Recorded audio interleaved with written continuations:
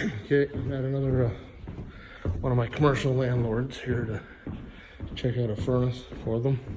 It's an electric furnace in the ceiling. Pretty easy to find it when you see the tile like that. So this is rented for next week. So I just tried the thermostat. Nothing. Nothing happened. I think we'll change this dinosaur stat. But yeah, right now I don't know. The breaker's on, but nothing's working. So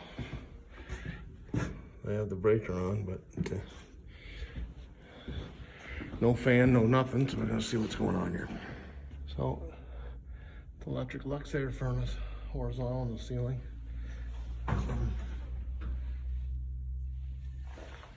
Filter, one of those washable filters. I think there's some light up in here, but I've checked this furnace over before years ago. But anyway, see what's going on the subject now. So this is an old one from the 80s, I'm thinking.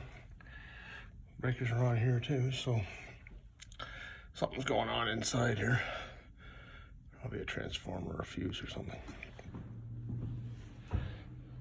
So I've got power, 24 volt, nothing's tripped. So I'm thinking I might have a thermostat issue here. We just checked this. Circuit is open from R to W, so I'm not getting a heat call. So I'm thinking we got an issue with the thermostat or with thermostat wire.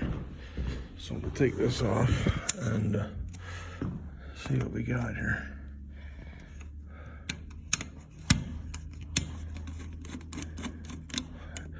Old T87 stat. I don't make them like this anymore.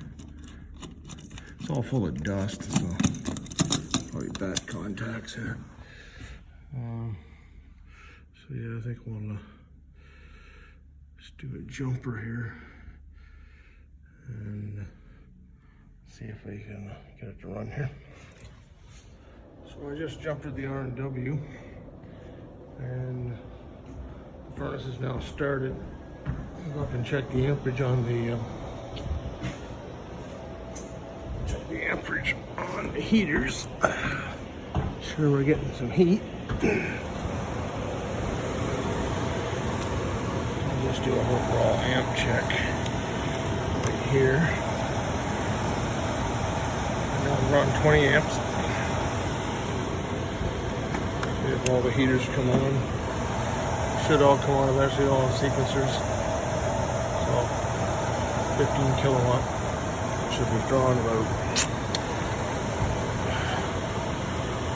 I'm gonna say 60 amp, 45 amps, full load.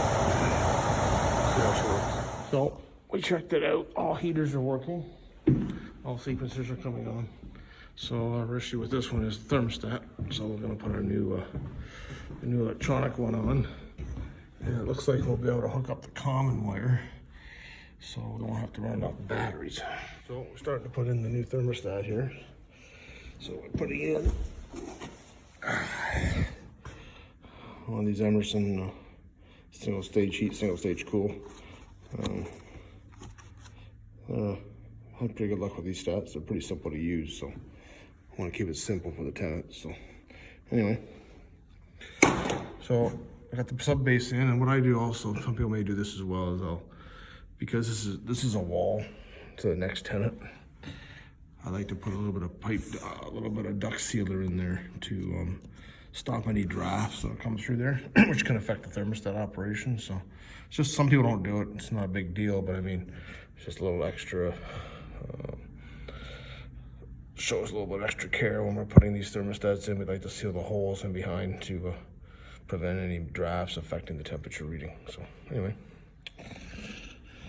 So yeah, just not a little thing about all these thermostats or any electronic stat. On the back of them, they'll have basically it's the anticipator setting. So you'll have the It has a gas electric switch there. As you can see, it comes set as gas. That's most common units people are putting in. But in this one, we're electric. So we will flip that to electric. That basically changes the anticipator. So as with gas, usually the call for heat will stop before it actually reaches the exact temperature and lets the heat from the heat exchanger continue to heat the building. But with electric, there's no residual heat on electric elements. So once the power is cut, there's no more heat. So it takes it right to set point. So, and then they have the RC RH jumper, which is built in. You used to have to jumper them on the stats in the old days. I don't have the jumper in there because it's already jumpered internally. So if you're going to have two separate transformers, one for cooling, one for heating, you would cut that jumper, and then you'd be able to have two power supplies at the thermostat. Anyway, we'll carry on putting this in. Thermostat installed. We just tested it to make sure the heat's working, and it is. So we're just going to go into the setup menu here. So you hold this for 8 seconds. And this changes. So the CR, which is a heat cycle, is set for medium. We'll leave it at that. Cooling one's set for medium as well. Compressor lockout, we turn that on. It normally comes off. I turned it on a minute ago. So basically, if there's a power failure and the air conditioner happens to be running at the time, it won't let the AC come back on for 5 minutes. Temperature limit, high limit, we left it for 99. That's the highest set point you can put it to. But the cooling one originally came at 45. I changed it to 68. So that nobody can set it below 68 Fahrenheit, and chance to freeze up, people turning it down. It actually comes default at 45, but I don't know why it does that. But anyway, you set it for 68. Temperature, we'll leave it in Fahrenheit. 81 is the display. Offset, we don't put any offset on the display. 83, which is the continuous backlight, no, we don't bother with that. And we don't lock the keypad out. So, and we're ready to go.